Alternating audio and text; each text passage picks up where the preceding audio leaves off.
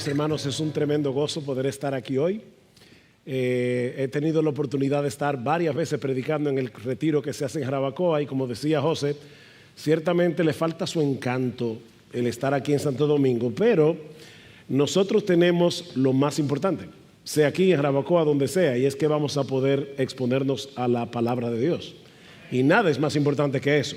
Ahora, solo quería dar un aviso antes de ir a nuestro texto. Lo pueden ir viendo. Primera de Pedro, capítulo 3, es el pasaje que vamos a estar exponiendo en esta tarde, en esta noche. Y es el hecho de que yo no soy uno de los organizadores. Así que una foto conmigo vale cero. Nada. Nada. Así que ya lo saben. Busquen a José, a Maciel, a Adán, María Federico, los dos Federico. Landeta, Stephanie, tómense foto con ellos. La mía no vale nada. Bueno, vamos a Primera de Pedro capítulo 3 y vamos a leer a partir del versículo 13, vamos a llegar hasta el versículo 16 y dice así la palabra del Señor: ¿y quién os podrá hacer daño si demostráis tener celo por lo bueno?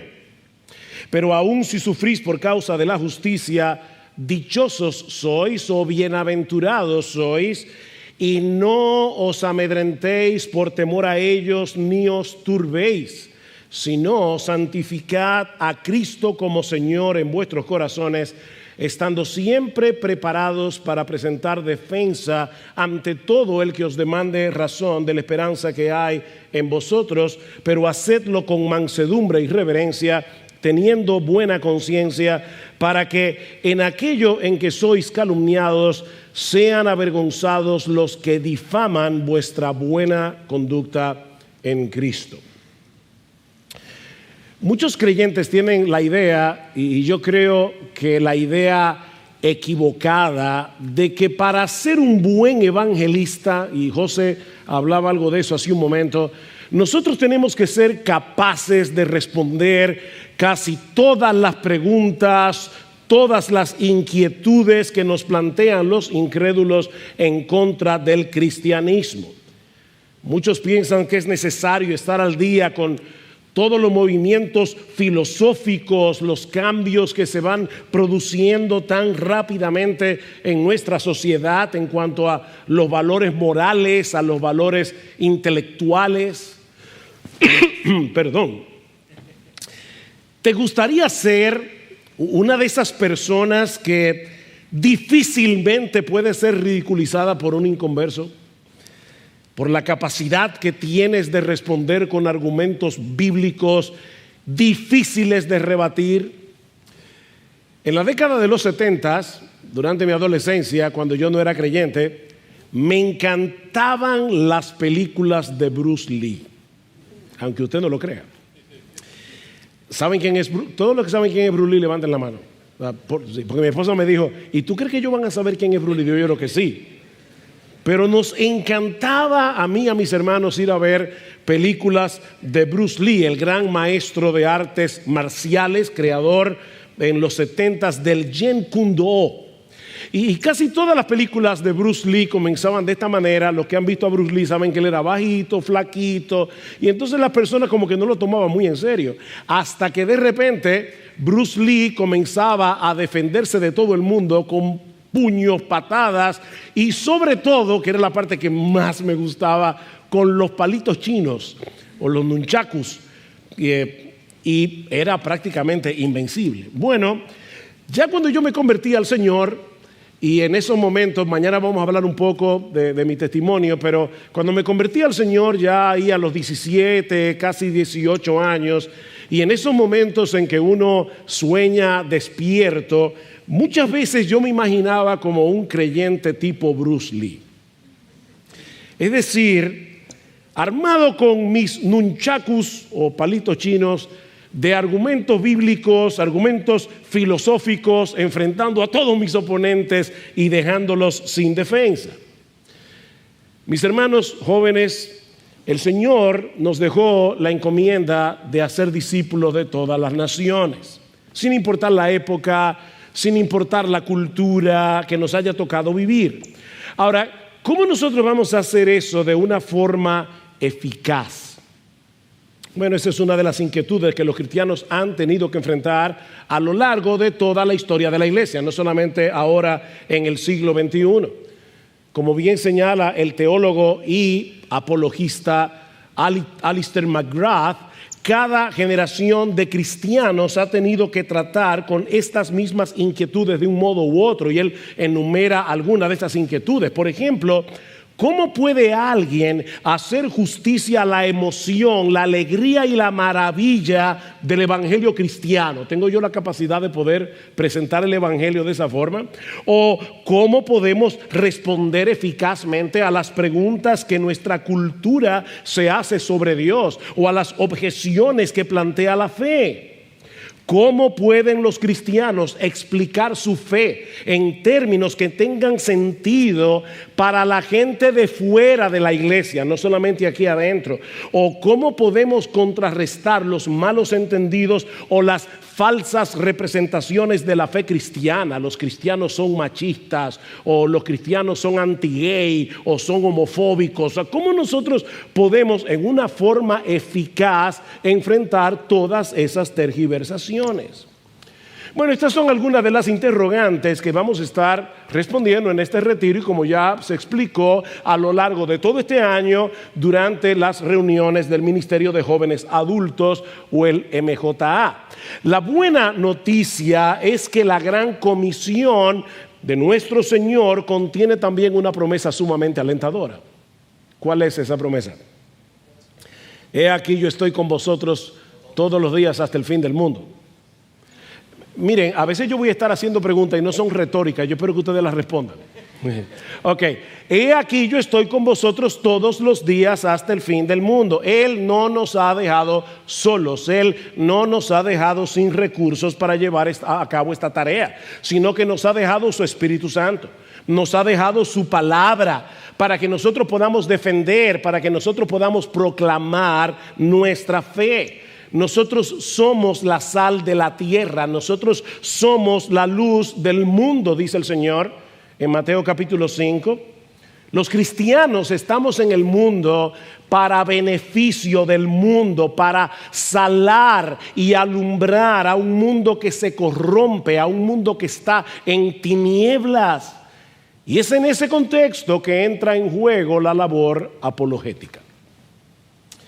Esta palabra viene del griego apología. Lamentablemente para muchas personas apología es pedir disculpas. No estamos hablando de pedir disculpas. Es una palabra que usa Pedro en el pasaje, en Primera de Pedro capítulo 3 versículo 15, y se traduce como defensa. Alguien ha definido la apología, y esta sí yo quiero que se la aprendan de memoria, porque se lo voy a estar preguntando una y otra vez a lo largo de este retiro. En una forma muy simple, apología es saber lo que creemos, por qué lo creemos y cómo comunicarlo de una manera eficaz. Está simple. Saber lo que creemos, por qué lo creemos y poder comunicarlo de una manera eficaz. Yo se lo pudiera complicar un poco más, pero créanme que esta definición de apologética tan sencilla nos puede ayudar a lo largo de todo este retiro. Así que ahora vamos a repetirla juntos. ¿Qué es apologética?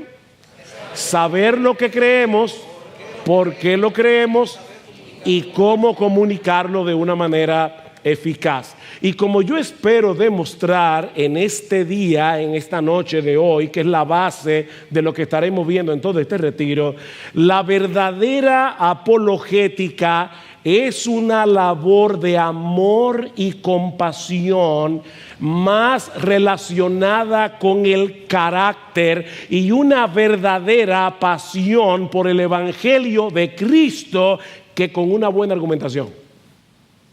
Yo voy a repetir eso otra vez, porque yo quiero quitarles esa percepción equivocada, esa idea preconcebida de lo que es la apologética.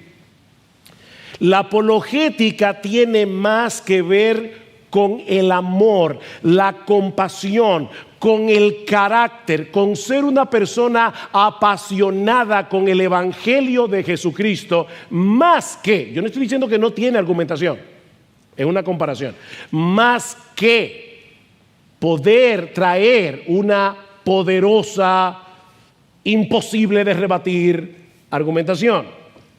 De manera que el objetivo de la apologética, como bien señala otra vez Alistair McGrath, no es antagonizar, no es humillar a los que están fuera de la iglesia. Así que botan los palitos chinos.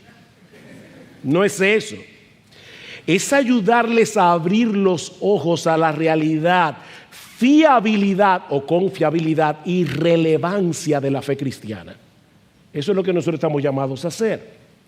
Vivimos en un mundo que malinterpreta, que tergiversa nuestras creencias y que muchas veces reacciona con hostilidad al cristianismo y a los cristianos. Eso es una realidad. Lo que nos lleva de la mano a la primera enseñanza de nuestro texto, con la que vamos a sentar la base de la verdadera apologética en esta tarde, en esta noche, y es el hecho de que la apologética se lleva a cabo en un contexto de hostilidad o de cuestionamiento. La apologética se lleva a cabo en un contexto de hostilidad o de cuestionamiento. Versículo 13. ¿Y quién os podrá hacer daño si demostráis tener celo por lo bueno? Esta pregunta está conectada con la exhortación de los versículos 8 y 9. Vean un poco más atrás. En conclusión, sed todos de un mismo sentir, compasivos, fraternales, misericordiosos, de espíritu humilde, no devolviendo mal por mal o insulto por insulto, sino más bien bendiciendo, porque fuisteis llamados con el propósito de heredar bendición. Y es en ese contexto que Pedro hace la pregunta: ¿quién os podrá hacer daño si ustedes están demostrando tener celo por lo bueno? ¿No sería lógico suponer que si una persona está dedicada de todo corazón a hacerle bien a otras personas, él va a ser bien tratado? Eso es lo que Pedro está implicando aquí. Noten que Pedro no está pensando en ese tipo de persona que profesa ser cristiano, pero es un intratable. No, por eso una niña oraba y decía: ay Señor, haz que los malos se vuelvan buenos y que los buenos se vuelvan amables. Porque de verdad hay personas que son cristianos, pero de verdad son intratables, son insufribles. Pedro no está pensando en ese tipo de individuo. Lo que Pedro se está preguntando en este pasaje es si debemos esperar que una persona se vuelva contra un cristiano y le haga mal de algún tipo, cuando ese hermano o esa hermana está procurando activamente hacerle bien. Y la respuesta es muy obvia: por supuesto que no. De hecho, en muchas ocasiones ha ocurrido que el buen comportamiento de un cristiano aplaca la hostilidad de alguien que está en contra de la fe cristiana. Pablo dice en Romanos capítulo 12, versículo 21, vence con el bien el mal. Se puede vencer el bien con el mal. Podemos hacer eso. Pero vivimos en un mundo tan distorsionado, tan extraviado por causa del pecado, que muchas veces los cristianos sufren, no solo a pesar de hacer el bien, sino precisamente porque hacen el bien. De hecho, a veces los cristianos sufren de las mismas personas que se benefician del bien que ellos hacen. Increíblemente. Vivimos en un mundo donde las cosas están al revés. Hacer el bien, jóvenes, no es una garantía de protección contra el mal. Más adelante Pedro señala el hecho de que los incrédulos pueden llegar a molestarse cuando ven que un cristiano no quiere participar con ellos de actividades pecaminosas. Vean el capítulo 4, versículo 3. Porque el tiempo ya pasado os es suficiente para haber hecho lo que agrada a los gentiles, habiendo andado en sensualidad, lujuria, borracheras, orgías, embriagueces y abominables idolatrías. Y en todo esto se sorprende de que no corráis con ellos en el mismo desenfreno de disolución y os ultrajan. Ustedes van a ser maltratados sencillamente porque no siguen la corriente de este mundo. Los creyentes que recibieron esta carta originalmente estaban sufriendo por causa de su fe. Lean el capítulo 2, ahí se habla de creyentes que estaban sufriendo de manos del gobierno. Ahí se habla de siervos que estaban sufriendo por amos que eran difíciles de soportar. En el capítulo 3 se habla de esposas cristianas que estaban sufriendo por causa de sus maridos inconversos. Ese es el contexto de estar preparados para presentar defensa de nuestra fe. Vivimos en un mundo que funciona al revés, donde a lo bueno se le llama malo y a lo malo se le llama bueno. Donde los cristianos vamos a tener que nadar en contra de la corriente si queremos ser coherentes con nuestra fe. Yo entré a la universidad con apenas 3 meses de ser creyente. Estaba nuevecito. Y vergonzosamente, no me estoy gloriando en esto para nada, pero yo hice mucha trampa a través de todo mi bachillerato. Y yo le prometí al Señor, nunca me voy a fijar, nunca voy a sacar un chivo, perdón con los colombianos que van a pensar que va a sacar un chivo, no, eso es, ¿cómo definimos un chivo? Un papelito donde está la respuesta. Yo le prometí al Señor, yo no voy a hacer esto. Eso es bueno, ¿verdad? O sea, yo quiero ser honesto y debo decirte, ¿verdad? Que por la gracia y la misericordia del Señor, yo cumplí mi promesa durante todo el tiempo que estuve en la universidad. Nunca me fijé, nunca saqué un chivo.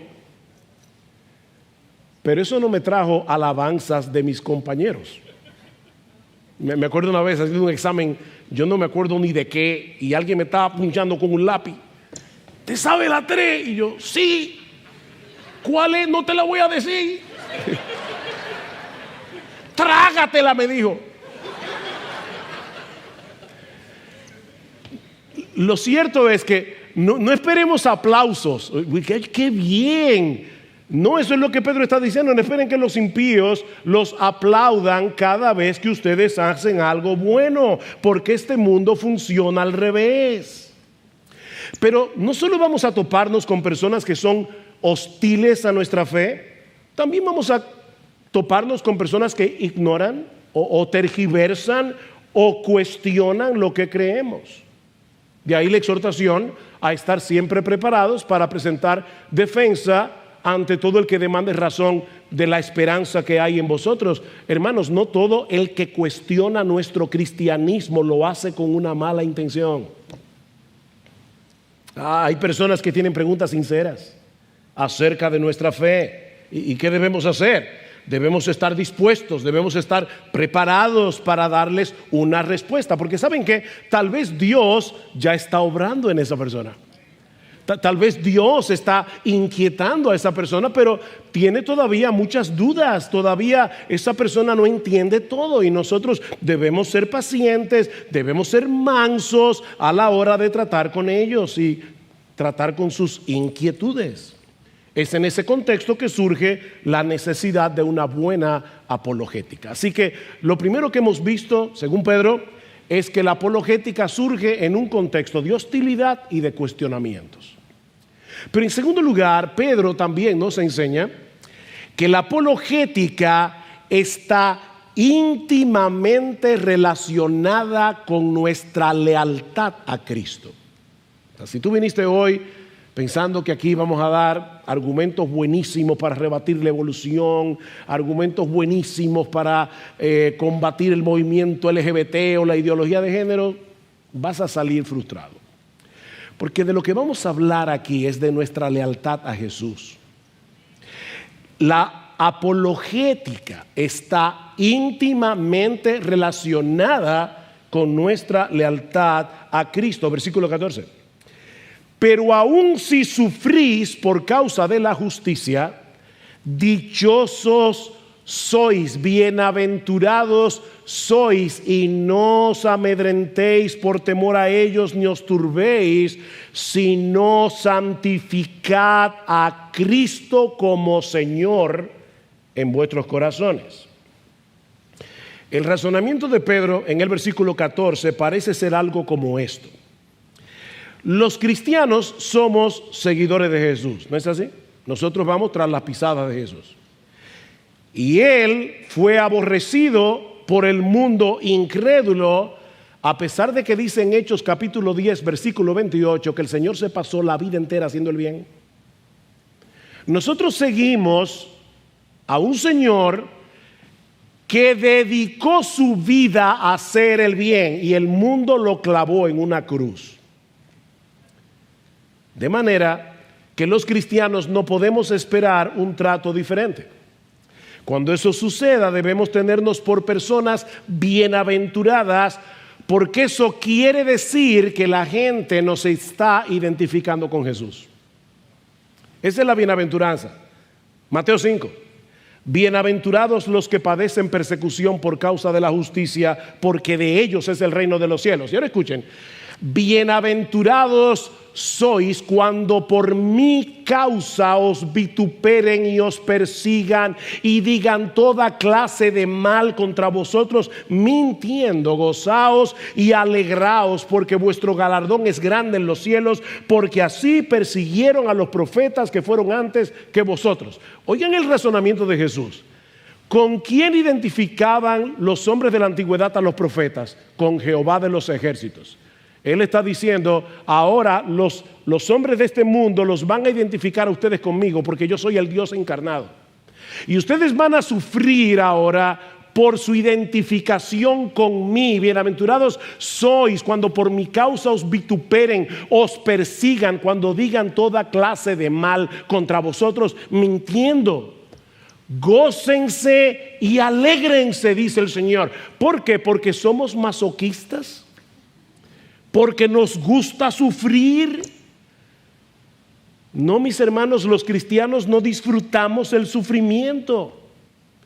Lo que el Señor está enfatizando aquí, lo mismo que Pedro en su carta, es la implicación de ese sufrimiento. Ese es el precio que nosotros tenemos que pagar por nuestra lealtad a Jesús. Juan 15. Si fuerais del mundo, el mundo amaría lo suyo. Pero porque no sois del mundo, antes yo os elegí del mundo, por eso el mundo los aborrece. Existen dos alternativas, solo dos, no tres, no cuatro, hay solo dos. Todo este grupo de jóvenes y algunos adultos que veo por aquí, que están sentados en este salón, están en uno de estos dos grupos. No existe otra categoría. O nosotros pertenecemos al reino de Dios y somos enemigos del mundo, o nosotros somos amigos del mundo y enemigos del reino de Dios. No hay otra posibilidad. O pertenecemos al mundo y estamos excluidos del reino de Dios, o pertenecemos al reino de Dios y no pertenecemos al mundo. No podemos pertenecer a los dos al mismo tiempo. Son dos sistemas que se oponen entre sí. Son como el agua y el aceite, como la luz y las tinieblas. Ahora, eso de primera impresión parece un problema. Vamos a tener dificultades en este mundo caído, pero realmente es una oportunidad siempre que mantengamos nuestra lealtad a Jesús a toda costa. Vean otra vez la mitad del versículo 14. Y no os amedrentéis cuando estén sufriendo por su identificación con Jesús. No os amedrentéis por temor a ellos, ni os turbéis. Literalmente el texto dice, no le teman a su temor y no se agiten. No le teman a su temor, no le teman a su intimidación. Y es interesante que Pedro está citando aquí un pasaje que se encuentra en el capítulo 8 de Isaías. Resulta que en los días del rey Acaz, en los días que vivió Isaías, Asiria amenazó al reino de Judá, al reino del sur, en Israel. Así que Siria y Samaria, otras dos naciones, temerosos de sufrir las consecuencias de la invasión a Siria, le piden a Acaz que se alíe con ellos. Y resulta que Acaz les dice que no, que él no va a tener ninguna alianza ni con Siria ni con Samaria. Entonces ahora el problema se le complica, porque Siria y Samaria dicen, pues entonces nosotros también vamos a invadir a Judá. ¿Qué hace el rey Acaz? Irónicamente busca ayuda de los asirios, la primera nación que quería invadirlos. Yo no sé si se están perdiendo con tantas naciones. Primero, ¿quién quería invadir a Judá? Asiria. ¿Quiénes tuvieron miedo de la invasión? Siria y Samaria. ¿Qué le piden Siria y Samaria a Acaz? Alíate con nosotros. Él se niega. Ahora Siria y Samaria quieren atacar a Judá. Y están más cerca porque están al lado. Entonces, ¿qué hace Acaz? ¿Pedirle ayuda al Señor? No.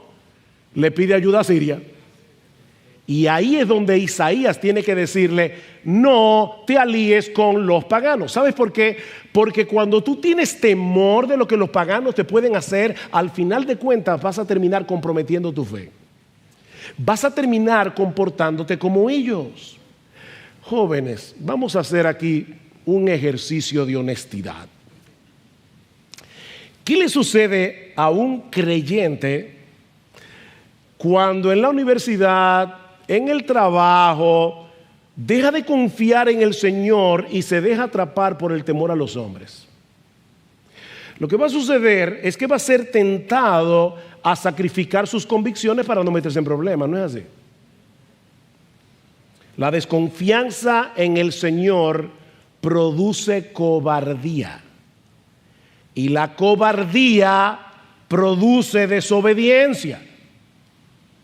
Otra vez, no pude dejar de pensar, recordar, cuando era un nuevo creyente y acababa de entrar a la universidad. Oye, qué difícil resultaba decidir actuar como un cristiano y no dejarme arrastrar por la corriente. Aquí hay un grupito de amigos haciendo chistes indecentes. Y tú eres el único quedado que no te ríe. Y tal vez hasta piensan que tú eres bobo y que tú no estás entendiendo. No, tú sí estás entendiendo. Pero tú sabes que tú no puedes seguir el juego. Aquí están las chicas de la universidad y obviamente las que muestran más son las que más chicos tienen atrás. Y aquí está la evangélica que no levanta nada. Entonces ahí comienza el problema. O sea, ¿qué hago? Comprometo mis valores y sobre todo cuando comienzan a atacarte.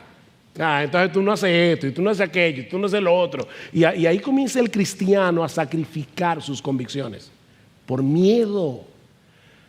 El temor produce cobardía, la cobardía produce desobediencia. De ahí la exhortación de Pedro en nuestro texto. No le teman a su temor. En vez de temerle a los hombres y sacrificar nuestras convicciones por temor de ellos, dice Pedro, lo que nosotros debemos hacer es entronar a Cristo en nuestros corazones como el Señor de nuestras vidas y hacer su voluntad sin importar las consecuencias. Amén. Eso es lo que tenemos que hacer. Ahora, por supuesto, jóvenes, santificar a Cristo en nuestros corazones no es hacerlo más santo. Nadie puede hacer a Cristo más santo de lo que Él es. Es reconocer su autoridad absoluta sobre nuestras vidas y tomar la determinación de reverenciarle a Él, de obedecerle a Él como nuestro único amo, como nuestro único dueño, como nuestro único Señor. Él es el Señor y yo no tengo otro Señor. Yo me voy a reír de lo que Él quiere que yo me ría. Yo voy a visitar los lugares que Él quiere que yo visite. Yo me voy a vestir como Él quiere que yo me vista. Es santificar a Cristo como Señor. Él es mi dueño. Eso tiene que estar muy claro para todo el que me vea. Eso es lo que Pedro está diciendo. Y no olviden, en un contexto de hostilidad, donde el problema no era que no te iban a invitar el fin de semana, sino que te podían cortar la cabeza. Y Pedro está diciendo, aún a pesar de eso, no te dejes amedrentar por el temor. Santifica al Señor en tu corazón. Eso producirá inevitablemente un estilo de vida tan distinto al de los demás que hará que muchos se cuestionen por qué tú vives así. Porque miren, jóvenes, no todo el mundo tiene el coraje de ser diferente. Y no se me ofendan, sobre todo los adolescentes, si hay algún adolescente aquí, pero es increíble cómo los adolescentes, por querer parecer distintos, se parecen todos. Eso es increíble. Yo me acuerdo, en mi época, yo me convertí cuando se estrenó la película Fiebre del Sábado en la Noche.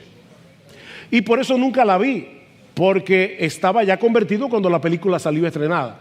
Pero lo increíble era ver a todos los jóvenes vistiéndose como John Travolta. Eso era una cosa impresionante, como si fuera una manada. O sea,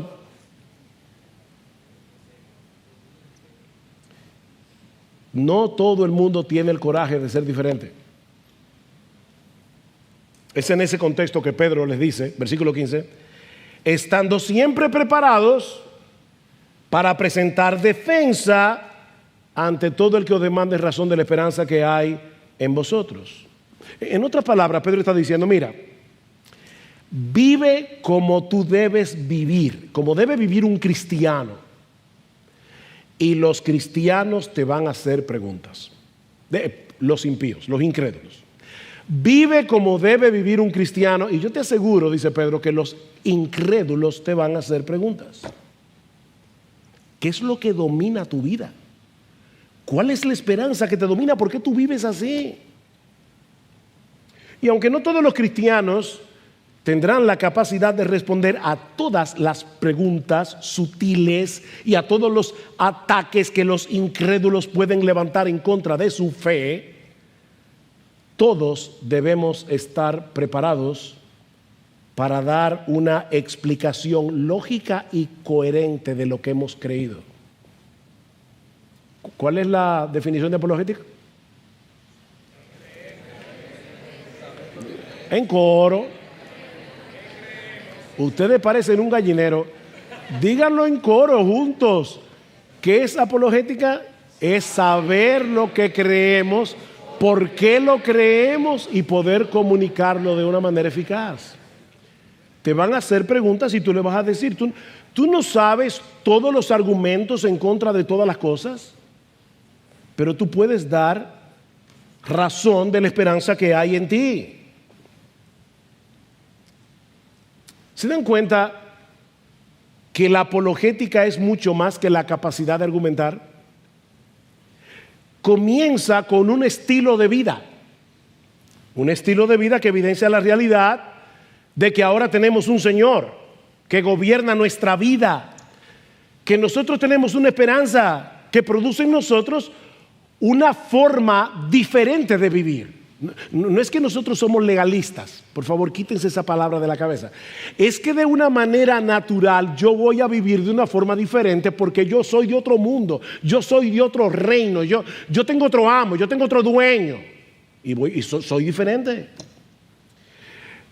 Por otra parte, noten, fíjense que yo no me he salido de primera de Pedro, noten que Pedro asume que todos los cristianos pueden y deben defender su fe. Pregunta: ¿quiénes son los que deben estar preparados para presentar esa defensa? Los mismos creyentes que él describe en los capítulos 1 y 2 de la carta, creyentes comunes y corrientes de Asia Menor que estaban sufriendo por ser cristianos. Ahí estaban los siervos que estaban siendo aplastados por los amos, las esposas que estaban sufriendo por sus esposos inconversos.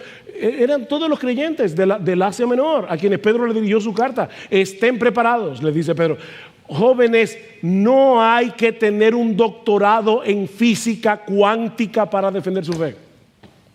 Por favor, quítense eso de la cabeza.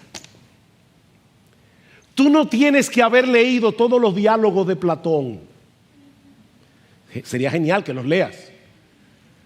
Pero para defender tu fe, tú necesitas otra cosa. Yo te voy a decir mañana qué es lo que tú necesitas.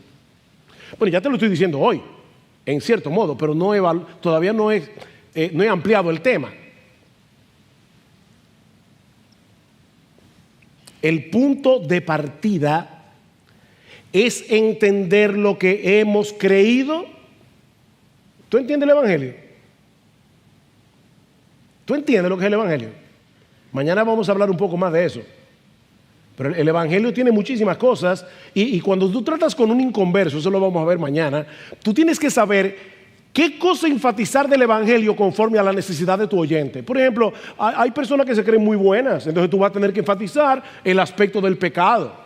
Pero hay personas que se creen tan malas. Yo recuerdo cuando yo me convertí, le estaba predicando a una compañera en la facultad de arquitectura y ella me decía, es que no puede ser, a mí Dios no me puede perdonar. Entonces yo tengo que enfatizar el amor perdonador de Dios en Cristo. Es el mismo Evangelio, pero yo no siempre lo voy a presentar de la misma manera. Pero es saber lo que tú crees, saber lo que tú crees.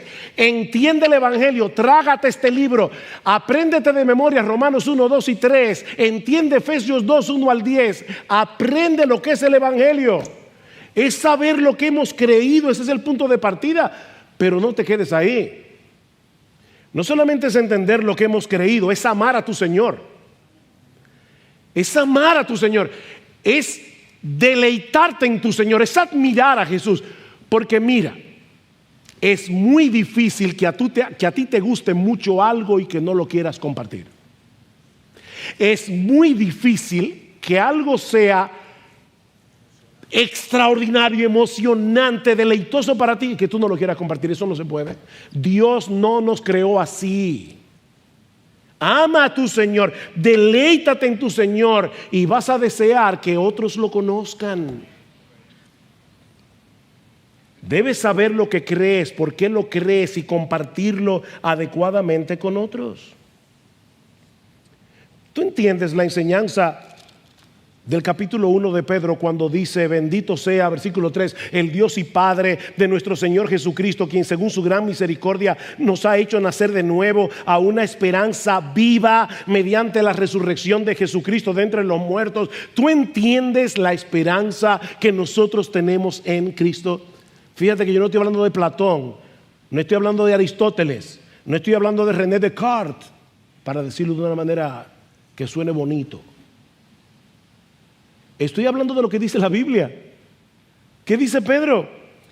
Que el Señor Jesucristo, mediante la resurrección, nos dio una herencia incorruptible e inmaculada y que no se marchitará, reservada en los cielos para nosotros. ¿Tú entiendes la esperanza que tú tienes en Cristo? ¿Tú entiendes lo que Jesús hizo para salvarte? Lo que fue necesario. Versículo 18 del capítulo 1, sabiendo que no fuisteis redimidos de vuestra vana manera de vivir, heredada de vuestros padres, con cosas perecederas como oro o plata, sino con sangre preciosa como de un cordero sin tacha y sin mancha, la sangre de Cristo. ¿Tú recuerdas la condición en que tú te encontrabas cuando Cristo te llamó? ¿Y cuál era el rumbo que estaba cogiendo tu vida? ¿Tú te acuerdas?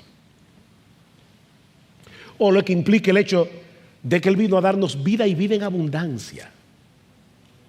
¡Wow!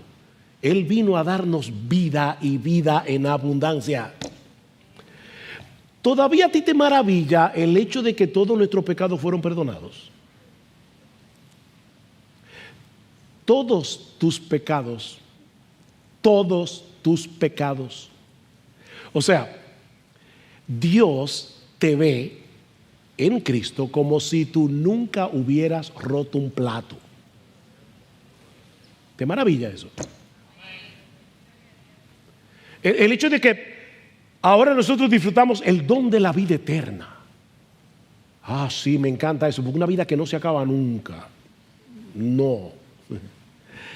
Eso no es la vida eterna. Y esta es la vida eterna, que te conozcan a ti, el único Dios verdadero, y a Jesucristo a quien has enviado. La vida eterna se define en la Escritura en términos de una relación, no de tiempo. Es el hecho de conocer a Dios en Cristo. Es tener relación con Dios, el Padre en Cristo, por medio de su Hijo. Para los incrédulos debe ser muy evidente que nosotros tenemos un gran Salvador y que tenemos una poderosa esperanza. Una esperanza que nos permite vencer todos los obstáculos, Una esperanza que nos mueve a vivir como cristianos en medio de un mundo que es antagónico a todas nuestras convicciones. Yo me acuerdo cuando esta iglesia tenía escuela dominical por la mañana, culto por la mañana y culto por la tarde. Oye, pero ¿cómo puede ser que ustedes vayan a la iglesia mañana y noche? Y uno decía, y tú te tiras 50 episodios de Netflix en una semana. Pero fíjense, eso no es un problema. Ir a la iglesia los domingos, sí lo es. Toda la semana, sí, toda la semana. ¿Ven cómo el mundo razona las cosas? Vive como cristiano en medio de un mundo que es antagónico a nuestras convicciones. ¿Y sabe lo que eso va a pasar? Que eso provocará cuestionamientos. Eso provocará que te pregunten sobre tu fe. Y nos brindará muchas oportunidades apologéticas. Por eso yo les decía hace un momento que si bien es cierto que es un problema sufrir por la fe, a nadie le gusta sufrir, eso es también una oportunidad. Es lo que Pedro está diciendo aquí. Dios te está dando una oportunidad para ser apologética. Pero Pedro nos enseña algo más en nuestro texto y ya con esto no estoy aterrizando el avión, estoy diciendo que es mi último punto. Sí, es que, bueno, ustedes saben, cuando un predicador dice, hey, por último, la gente como que se relaja. No, espérate, yo no dije que iba a terminar. Ok. La tercera enseñanza que nosotros podemos traer en nuestro texto es que la verdadera apologética es valiente y amable a la vez. La verdadera apologética es valiente y es amable a la vez. O sea, Pedro está diciendo, en vez de amedrentarnos, en vez de llenarnos de miedo, debemos tener el coraje, la valentía de defender nuestra fe, dar una respuesta adecuada, pero debemos hacerlo de una forma adecuada. Versículo 15. Si no, santificad a Cristo como Señor en vuestros corazones, estando siempre preparados para presentar defensa ante todo el que os demande razón de la esperanza que hay en vosotros, pero hacedlo con mansedumbre y con reverencia. La palabra mansedumbre no significa debilidad, significa gentileza. Gentileza. El argumento más poderoso a favor de nuestra fe puede sufrir, puede ser considerablemente dañado si lo presentamos en una forma agresiva, arrogante y poco gentil. Tú puedes tener el mejor argumento del mundo, pero si el otro te percibe como un arrogante, ya no te va a escuchar. Y esa es una tentación que los creyentes debemos resistir todo el tiempo cuando nos vemos en la necesidad de defender nuestra fe. Yo no sé si a ustedes les pasa eso, pero una vez está hablando con alguien en converso y nosotros lo vemos tan claro que nos impacientamos porque el otro no lo ve. Y más sabiendo que él está poniendo en juego su alma inmortal con argumentos tan débiles. Pero recuerda que nosotros también fuimos rebeldes al Evangelio. ¿Tú no te acuerdas ya? ¿O tú saliste cristianito cuando naciste? Nosotros también éramos rebeldes al Evangelio en otro tiempo. Y Dios nos atrajo con cuerdas de amor.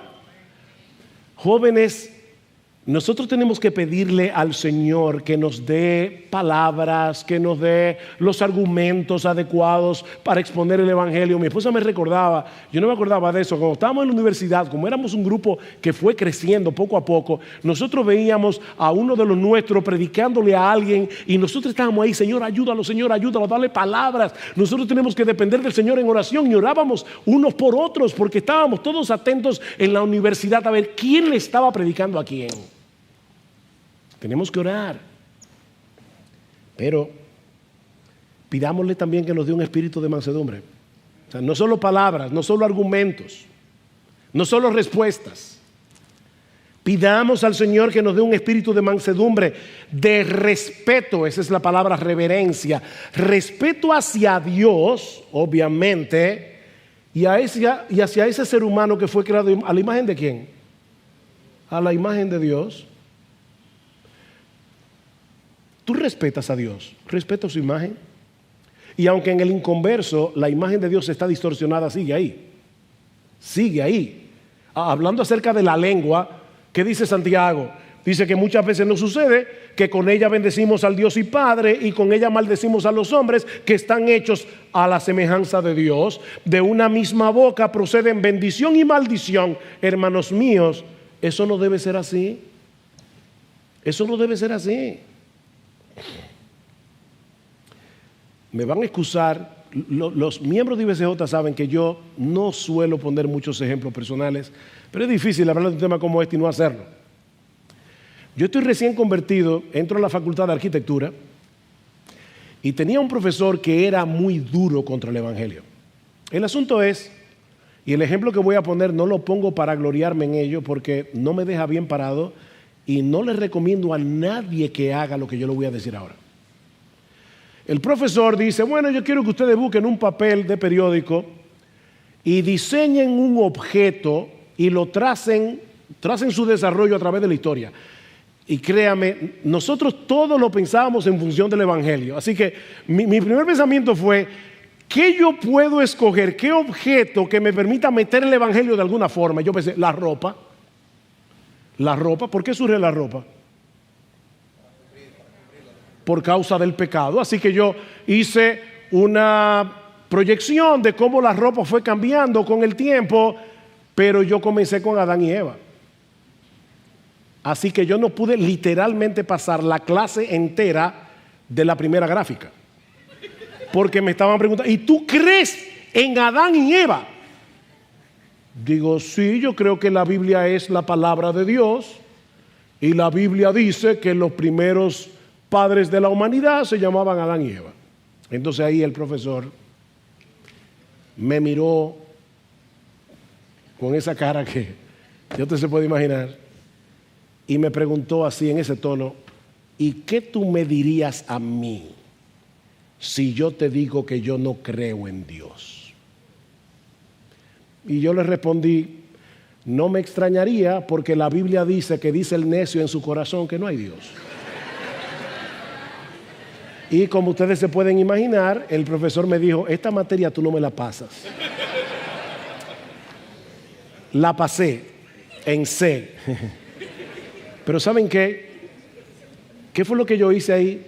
Saqué mis palitos chinos y violenté las escrituras. Eso puede parecer chistoso y puede parecer hasta valiente. Eso es una vergüenza. Yo nunca debí haber hecho eso. Eso es exactamente lo opuesto a lo que dice Pedro. Con mansedumbre, con respeto. Yo irrespeté no solamente a un ser humano creado a la imagen de Dios, yo irrespeté una autoridad públicamente. Dice Alistair McGrath, no debe haber un desajuste o contradicción entre el mensaje que se proclama y el tono de la proclamación del mensajero. Debemos ser afables, generosos y amables. Si el evangelio va a causar dificultades, que la va a causar, pero si el evangelio va a causar dificultades, debe ser por la naturaleza y el contenido del evangelio, no por la forma en que lo proclamamos. En otras palabras, otra vez, deshazte de una vez por todas de tus palitos chinos. Y en dependencia del Espíritu Santo, sigue creciendo a la imagen de tu Salvador. Porque tu carácter es imprescindible en tu labor apologética. Tu carácter no está divorciado de tu labor apologética. Por eso Pedro sigue diciendo, teniendo buena conciencia. Versículo 16. Para que en aquello en que sois calumniados, sean avergonzados los que difaman vuestra buena conducta en Cristo. ¿Qué es lo que hace poderoso el argumento? Tu carácter. Tu carácter. La conciencia es ese mecanismo, ¿verdad?, que Dios ha puesto en el corazón de todo hombre y que pasa juicio a cada una de nuestras acciones. Vivir con una buena conciencia no es lo mismo que vivir sin pecado, porque aquí nadie vive sin pecado. No es lo mismo que ser perfecto, pero es vivir en integridad. Eso es una buena conciencia. El creyente que tiene una buena conciencia es aquel que procura vivir a la luz de la voluntad revelada de Dios que él conoce. ¿Y saben lo que hace ese creyente cuando falla? Él pide perdón, él se arrepiente delante de Dios, y si le faltó a alguien también le pide perdón. Es una persona que vive en integridad. ¿Y cuál será el resultado de esa conducta ante los incrédulos? Dice Pedro que probablemente muchos sean avergonzados cuando la falsedad de sus acusaciones sean evidenciadas por la buena conducta de ese cristiano, y hasta es posible que algunos de ellos vengan humillados a los pies de Cristo en arrepentimiento y fe. Es posible que eso pase. Capítulo 2, versículo 12. Miren lo que dice Pedro: mantened entre los gentiles una conducta irreprochable, a fin de que en aquello que os calumnian como malhechores, ellos por razón de vuestras buenas obras, al considerarlas, glorifiquen a Dios en el día de la visitación. Ellos los están acusando, ustedes están reaccionando correctamente, están reaccionando como cristianos, y quién sabe lo que el Espíritu Santo puede hacer en la vida de ese incrédulo. O que el Señor nos permita reaccionar como cristianos cuando tengamos que sufrir por causa de la justicia. Porque de ese modo nuestra fe será fortalecida, nuestro carácter será pulido, y aún es posible que algunos sean inquietados al ver tu reacción. ¿Por qué esta persona reacciona así? Y sean movidos a cuestionar sobre la esperanza que hay en ti. Eso te brindará una excelente oportunidad de responder, de compartir con ellos el mensaje del Evangelio, que es poder de Dios para salvación, como veremos mañana, que vamos a ver en la segunda tanda, en la segunda conferencia, apologética y evangelismo. Queridos jóvenes, una de mis oraciones esta semana ha sido que el Señor de verdad traiga un avivamiento en medio nuestro. Un avivamiento. Allá afuera hay un mundo que perece en sus pecados. Gente que va camino al infierno y no lo sabe. Y nosotros tenemos una labor que hacer, una labor que tiene repercusiones eternas. Sí, pidamos al Señor que nos libre del temor a los hombres. Pidamos al Señor que nos dé el coraje de entronizarlo a Él en nuestros corazones. Pidamos que nos conceda la gracia y la sabiduría de dar testimonio poderoso del Evangelio con nuestras palabras y con nuestra conducta. Solo así vamos a poder ser sal y luz en medio de un mundo corrompido y en tinieblas. Pero yo no quisiera terminar sin dirigir unas palabras a aquellos que están aquí sin Cristo. Mira, joven, si tú nunca te has visto a ti mismo como una persona que merece el infierno y que tenías que arrepentirte de tus pecados y confiar únicamente en Jesucristo, tú vas camino al infierno. Yo no sé si tú naciste en una iglesia cristiana, si toda la vida has visitado una iglesia cristiana, si tú nunca te has visto como un pecador condenado, tú no eres creyente, porque Cristo vino a salvar lo que se perdió. Él no vino a sanar a los que estaban sanos, sino al que está enfermo. Mi amigo, la razón por la que el Señor nos pide que estemos preparados a los cristianos para hablar de nuestra fe es porque el mensaje del Evangelio es relevante para nuestra vida aquí ahora y para toda la eternidad. Algún día todos nosotros tendremos que presentarnos ante el tribunal de Dios, y ninguno de nosotros saldrá bien parado en ese juicio, porque todos somos pecadores, porque todos hemos violado la ley de Dios continuamente desde el día que nacimos.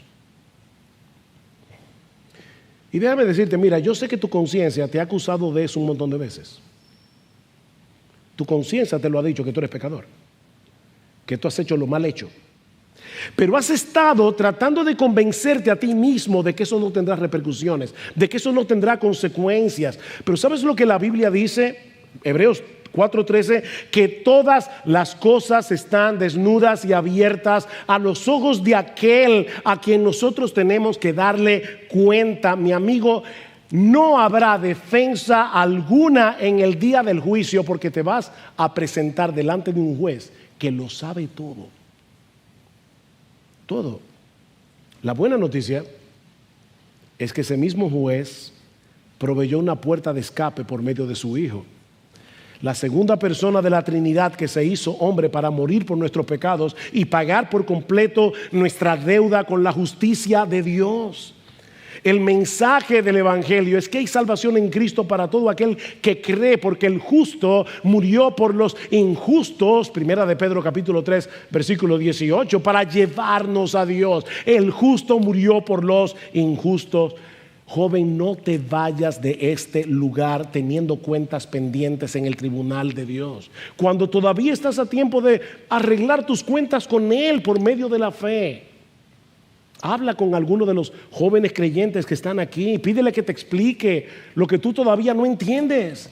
Pero joven, no desperdicies esta oportunidad de recibir hoy como un regalo el perdón de todos tus pecados y la vida abundante que Cristo ofrece en el Evangelio, solo por gracia y solo por medio de la fe.